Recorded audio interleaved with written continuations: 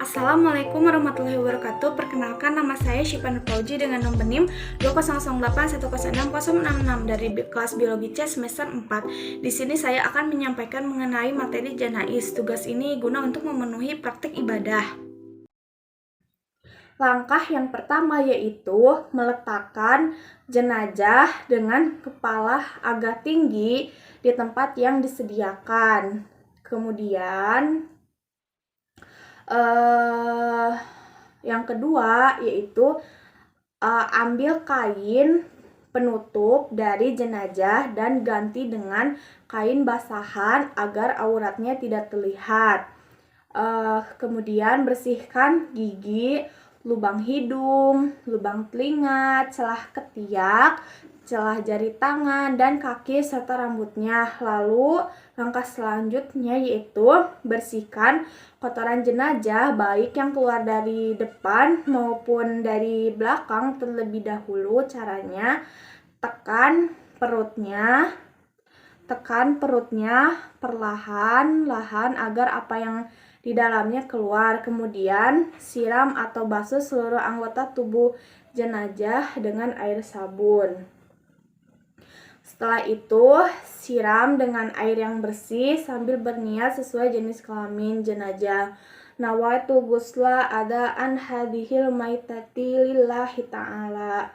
Kemudian, setelah membaca niat, miringkan jenazah ke kanan, basuh bagian lambung kiri sebelah belakang. Setelah itu, siram dengan air bersih dari kepala hingga ujung kaki dan siram lagi dengan air kapur barus. Kemudian jenazah diwudukan seperti orang yang berwudu sebelum sholat. Perlakukan jenazah dengan lembut saat membalik dan menggosok anggota tubuhnya.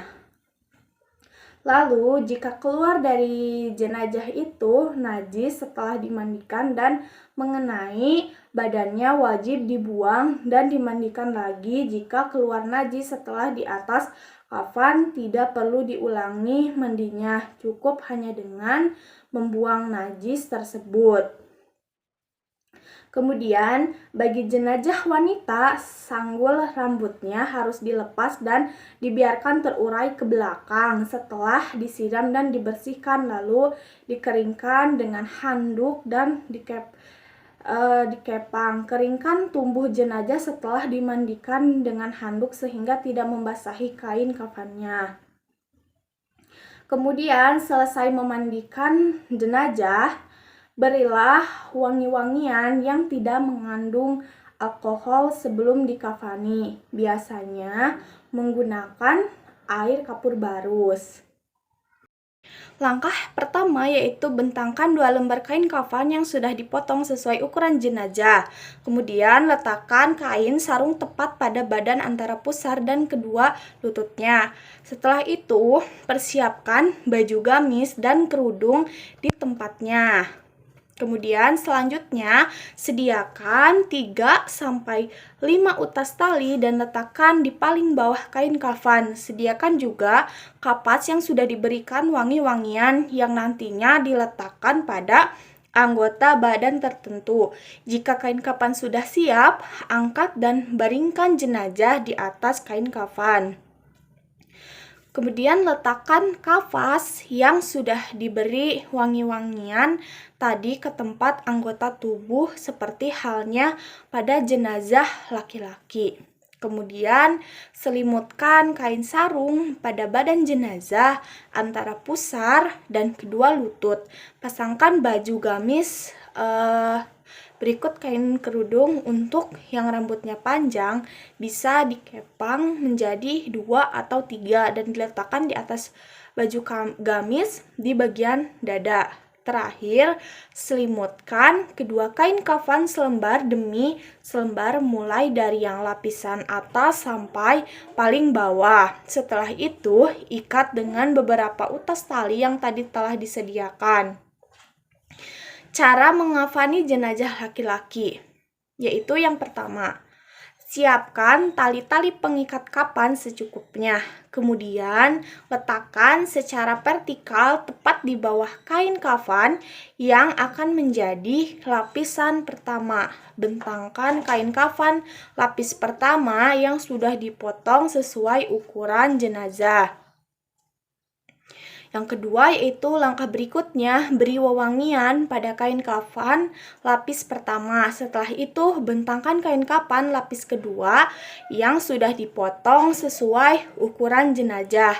Beri wewangian pada kain kafan lapis kedua.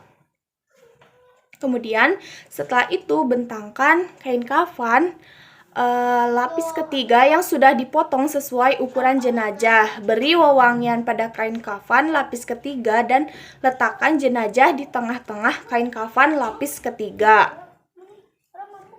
Lalu tutup dengan kain lapis ketiga dari sisi kiri ke kanan. Kemudian kain dari sisi kanan ke kiri. Kemudian tutup dengan kain lapis kedua dari sisi kiri ke kanan. Kemudian kain dari sisi kanan ke kiri. Yang kelima yaitu selanjutnya tutup dengan kain jenis lapis pertama dari sisi kiri ke kanan. Kemudian kain dari sisi kanan ke kiri dan ikat dengan tali pengikat yang telah disediakan.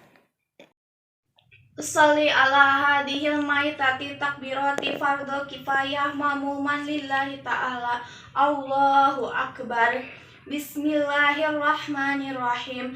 Alhamdulillahirabbil alamin. Arrahmanirrahim. Maliki yaumiddin. Iyyaka na'budu wa iyyaka nasta'in. Ihdinas siratal mustaqim. Siratal ladzina an'amta 'alaihim ghairil maghdubi 'alaihim waladdallin.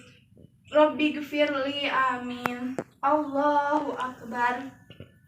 Allahumma sholli ala sayyidina Muhammad wa ala ali sayyidina Muhammad kama shollaita ala sayyidina Ibrahim wa ala ali sayyidina Ibrahim wa barik ala sayyidina Muhammad wa ala ali sayyidina Muhammad kama barakta ala sayyidina Ibrahim wa ala ali sayyidina Ibrahim fil alamina innaka hamidum majid. Allahu akbar. Allahumma gfir laha warhamha wa'afiha wa'fu anha. Allahu akbar. Allahumma la tahrimna ajroha wa la taftinna ba'daha waghfir lana walaha.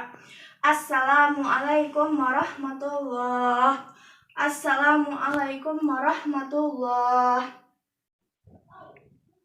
Bismillahirrahmanirrahim. Allahumma sholli ala sayyidina Muhammadin wa ala ali sayyidina Muhammad.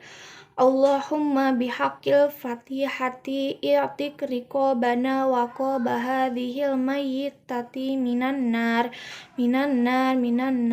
Allahumma anzilir rahmata wal maghfirata ala hadhil mayyitati waj'al qabraha rawdatan minal jannati wa la taj'alahu laha hufratan minan nirani. Wa sallallahu ala khairi khalqihi sayyidina Muhammadin wa ala alihi wa sahbihi ajma'in. Walhamdulillahi rabbil alamin. Manusia akan menempuh dua bentuk kehidupan, yakni dunia dan akhirat. Kehidupan di dunia sangatlah singkat dibandingkan dengan di akhirat yang sangat panjang. Sebagai perbandingan, ada yang menyebutkan bahwa satu hari di dunia sama dengan 1000 tahun hidup di akhirat. Dengan demikian, seorang muslim harus selalu menyiapkan amalan sebagai bekal kehidupan di akhirat. Hal ini karena setiap manusia tidak tahu kapan akan meninggal. Kemudian, yang perlu diingat oleh semua umat muslim adalah menjaga hablum minan nas atau hubungan baik dengan sesama muslim. Sebab ketika wafat kita pasti membutuhkan orang lain. Sebagaimana telah disyariatkan dalam Islam, setiap muslim diminta mengurusi jenazah muslim yang meninggal. Mengutip buku pengantar fikih jenazah oleh Sapri Muhammad Nur, hukum pengurusan jenazah ini adalah fardu kifayah. Fardu kifayah berarti bersifat wajib bagi setiap orang, namun kewajiban tersebut dapat gugur dengan adanya beberapa orang yang sudah melakukannya. Kemudian adapun tata cara menguburkan jenazah, yaitu yang pertama, memasukkan jenazah ke liang lahat dengan posisi miring ke kanan dan menghadap kiblat, lalu membaca doa, yaitu Bismillahi wa ala milati rasulillahi, yang artinya dengan nama Allah subhanahu wa ta'ala dan atas nama agama Rasulullah Shallallahu alaihi wasallam. Yang kedua, yaitu bagi jenazah perempuan sunnah untuk ditutup dengan tirai kain. Ali Kufah berkata, sesungguhnya Ali bin Abi Thalib telah datang kepada mereka sewaktu mereka sedang menguburkan mayat dan telah dibentangkan kain di atas kuburannya. Lantas Ali mengambil kain itu dari kubur serta berkata, ini atau tutup hanya untuk mayat perempuan. Hadis riwayat Baihaqi. Yang ketiga, yaitu bagi jenazah perempuan, maka sebaiknya yang memasukkan ke dalam kubur adalah muhrimnya. Jika tidak ada, dapat diganti dengan orang tua yang soleh dan mampu. Selain itu, perlu diperhatikan pula seorang lelaki yang memasukkan jenazah perempuan ke liang lahat, malamnya tidak menggali istrinya meski sudah bersih dari hadas. Meskipun bersifat fardu kifayah, tidak ada salahnya jika setiap muslim mengetahui bagaimana tata cara pengurusan jenazah, terutama prosesi penguburannya. Sebab jika tidak ada yang melakukannya, seluruh orang di suatu daerah akan berdosa. Yang keempat, yaitu tali-tali pengikat kain kapan dilepas semua, pipi kanan dan ujung kaki ditempelkan ke tanah. Kemudian yang kelima, yaitu tutup jenazah dengan papan, kayu atau bambu. Keenam, kemudian ditimbun dengan tanah. Boleh diratakan atau ditinggikan seperlunya sebagai tanda kira-kira sejengkal. Sumamah bin Syufai berkata, kami berada di daerah Rasus Romawi bersama-sama dengan Fadlallah bin Ubaid. Sahabat kami meninggal, maka Fadlallah menyuruh meratakan kuburnya, lalu ia berkata, saya mendengar Rasulullah Shallallahu alaihi wasallam menyuruh meratakannya. Hadis riwayat Muslim. Kemudian yang ketujuh, yaitu di bagian tanah yang lurus dengan kepala jenazah dapat diberi tanda, misalnya menggunakan batu. Yang kedelapan, yaitu meletakkan pelepah yang masih basah atau siramlah menggunakan air. Yang kesembilan, mendoakan jenazah dan memohonkan ampun agar diberi keteguhan dalam menjawab pertanyaan malaikat mungkar dan nakir.